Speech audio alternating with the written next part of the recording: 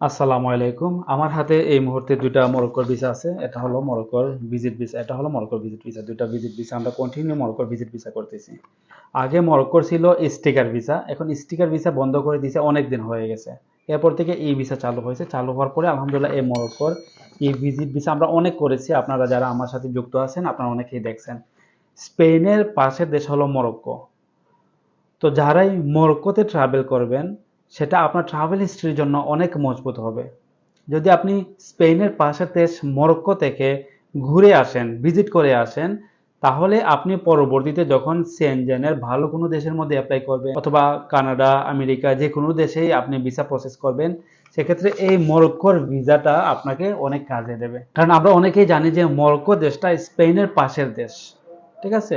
তো এখান থেকে অনেকেই বাংলাদেশিরা হয়তো বা গেম করে কি করে না সেটা আমি জানি না। তো যদি সেই মরক্কো থেকে